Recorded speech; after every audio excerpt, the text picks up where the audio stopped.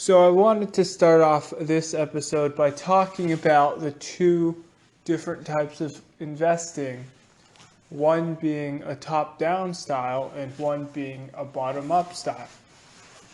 And personally, I like to incorporate both of them into my investing. I'll usually like to hold some good companies, which is bottom up, for a long time. Most of them are probably dividend paying ones, or they have good potential for growth. And I'll also, with another portion of my assets, I guess, of my investments, I'll put them into cyclical, top-down companies. So companies that are influenced by macroeconomic events. And I kind of wanted to go over the difference of the two in this episode. So the first type is the bottom-up investment style, which is kind of the approach that Warren Buffett uses. And so in this style, you'll basically go around searching for good companies that are selling at a reasonable price or even better at a cheap price. And you expect these companies to have improved future earnings. You think that their balance sheets are strong. And so you'll pour money into these companies, probably hold them for a long time, and then you won't really care what happens to the markets. You don't really care that much, at least, what happens to the macroeconomic conditions. You know, things like interest rates, things like currencies, things like debt cycles. You won't care as much about them, and you'll just hold on to good companies for a very long time. And then you have the other side, which is, the cyclical, the top-down investor, the person who invests based on the global macroeconomic outlook. And so these guys are usually investing into sectors instead of individual companies. However, big companies, they usually have the ability for, maybe some employees to pick out good companies in a particular sector, or they'll work with a company that's more, I guess you could say, more experienced in the sector, and that can make better investment decisions in the sector. And so basically what you'll have to take a look at is something like, first of all, you have to take a look at cycles. And most sectors are cyclical, meaning they go up for a period of time and then they come down for a period of time. And the reason for it is usually because you have, and there's way more than one reason. There's many, many, many reasons. But one reason is, what they call the boom-bust cycle, what they call the debt cycle, because you have optimism and then you have followed pessimism. And so when a sector is heavily undervalued, what happens is, over a period of time, people go into the company because they see it's undervalued, and then it becomes less and less undervalued. Eventually, it becomes a bubble, and when that bubble pops, you have now everybody rushing out of the company, whereas they were all rushing into the company before. And so now you have a bottom again. And so the cycle just repeats itself, where you have ups and downs over and over again. And so that is one of the most important things when you're looking at the macroeconomic outlooks of the world. And of course, things like interest rates matter a lot. Things like currency strength, currency prices.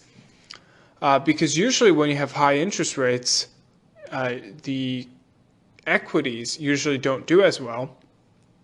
And when you have weak currencies, usually equities perform well. Now, of course, there's exceptions. In the 1980s, interest rates were very high. The Ronald Reagan period, interest rates were very high, but equities did very well. And you have times where, like in the 1970s, where you had weak currencies, you had inflation, but you also had stagnant and falling equities. And so when I say, when I talk about interest rates or currencies and what their effects are on the markets, it's what usually happens. However, it doesn't always happen, because in investing, nothing always happens, and nothing can never happen. And so always and never are two of the most dangerous words you can use. But, sometimes the probabilities of things happening are so tiny that you could consider it as never will happen or always happens. But there's always a possibility. It could be very small that something happens or doesn't happen. But there's always a possibility of those happening. And, some other macroeconomic factors you want to look at is politics. Now, I haven't talked too much about politics on this channel. However, I think that I should. But, the elections are over. People aren't talking so much about politics anymore. There's no news. There's no mainstream news, I guess you could say, right now regarding politics. At least not too much of it compared to last year, especially since all the social media companies are, just bashing on Donald Trump. And I thought that was kind of funny.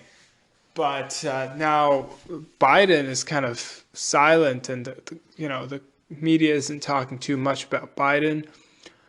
Nor is Biden spamming things on his Twitter. And so there isn't too much to talk about in politics. But politics is very, very important when you're looking at the macroeconomic aspects of the markets. And probably politics today are more important than they have ever been, probably since the 1930s in America. So that's almost 100 years. And the reason is because right now the markets, they rely on a few things. The whole American economy relies on a few things. Number one, it relies on asset bubbles, overvalued assets. And you kind of have a cycle of overvalued assets fueling more people to go in and buy these overvalued assets. And then you have even more overvalued assets after. And so you have this never-ending cycle, but eventually it's going to end. And, the music stops. And, it's a game of musical chairs. But the American economy is also fueled by, low interest rates. And, of course, they're not naturally low. They're artificially low. Artificially low treasury bond rates. You also have the U.S. economy fueled by fiscal policy, fiscal spending. Right now, that's probably the most important factor. Also, debt. Debt is obviously, that's kind of the elephant in the room there. But fiscal policy it's a new one, and I don't know how long the U.S. equities, the U.S. stocks can stay afloat without fiscal support, because in 2020, I mean, we would normally have massive deflation, and we've seen that. We've seen a very, very fast recession, very big drop in the stock market in March. But of course, the government, with the monetary policy and the fiscal policy, managed to reinflate the stock bubble. Well, I guess during March it wasn't really a bubble, but I guess you could say they created the bubble, or recreated the bubble, because in 2019 that was, they were already providing bank liquidity, I guess you could say. So starting their monetary policy, QE, except shorter term QE. And so, when the government's fiscal policies are one of, if not the biggest driving factor of the markets, I mean, you really need to pay attention to what the government does. And I mean, you also see that with sectors like the electric vehicle sector. Biden wins and becomes president, and now all the EV sectors are exploding. And also, when you're looking at interest rates, which is another part of the macroeconomics influences, I guess. We're seeing rising interest rates now, and Tesla and all of the other speculative companies, speculative, quote unquote growth stocks are all plunging. You have maybe you'll have a 1% increase in the yield on the 10-year treasury, and you'll get like a 3% drop in Tesla shares, in Tesla's share price. So that just tells you that, a lot of sectors depend on monetary and fiscal policy. And of course, for the macroeconomic side, you obviously have to look at, what are central banks doing? You have to look at what are foreign governments doing. You have to look at what politicians are doing. And you have to look at spending patterns, consumer debt. Are they going to keep on spending as much in the future? And that's part of the debt cycles. And of course, you have government debt, which is, I don't know if it's, I don't know if governments are really going to pay their debts back at any point in time, or if they're just going to take the inflationary road. And, the commonality between top down and bottom up, you see, they have a lot of commonalities between the two, because both of them, you're focused on buying into undervalued sectors. You think a particular sector is going to do well because of, some influences, and thus you believe it's undervalued because you think that it has space to grow. Well, usually that's the case, unless if, right now you're going into EV or something like that, then then I guess you're just not a very good, well, I don't want to say you're not a very good investor, but I would say that um, you're a very courageous one, I guess. That is the best way to put it. But they have a lot of commonalities, bottom up and top down, because when you're buying into, and especially when you're using value as the main, as one of the main principles, they're very common, because when you buy into a sector that you think is undervalued, you could very well be, if you're a bottom-up investor, if you're buying into a particular stock that you think is undervalued, the sector the stock belongs to is probably also undervalued. And that's what the top-down person looks at. The top-down person looks at the sector first, whereas the bottom-up person looks at the individual stocks. But usually what happens is when the investor is looking through individual stocks, they'll find the most undervalued ones to be in the sectors that the macro guys are looking at. So they'll be looking at stocks from the same sectors. The only difference is, usually the bottom-up person will be able to find better individual stocks, whereas the top-down person will be able to find better sectors.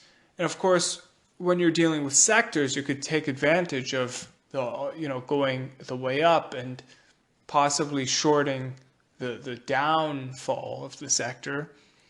But if you're,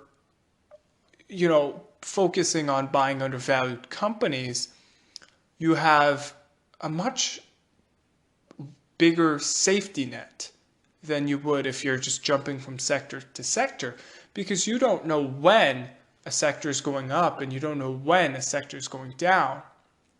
And, you don't really know when a stock's going up or when a stock's going down.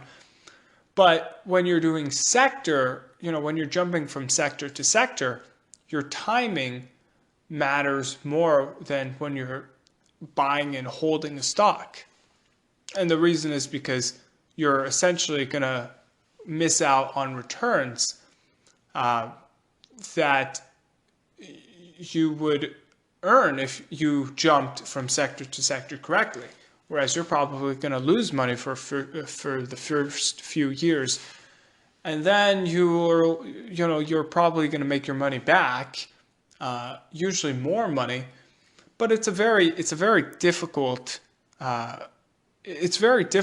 to jump from sector to sector correctly and to predict what types of, I guess you could say, policies that the governments will make, that central banks would make. It's very, very difficult to predict where interest rates will go. And it's more difficult to do it consistently and to do it correctly.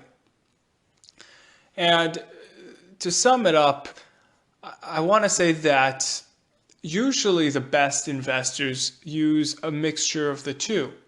So they'll look at both the macroeconomic outlook. So, they'll see, when do I think the next recession is going to come? When do I think the next bull market is going to come? And, they'll try to go from sector to sector, but also try to pick the best companies, the best individual companies from each sector. And so you're kind of employing, but you'll also hold on to some stocks that you believe are good, that are genuinely good, that you would hold on for a very long time. And so you're kind of incorporating both the top-down, which is the macroeconomic, and the bottom-up, which is the individual stocks, into your investment portfolio or into your strategy. And so you kind of get the best of both worlds. And at the same time, you're able to maximize your returns without, without increasing your risk.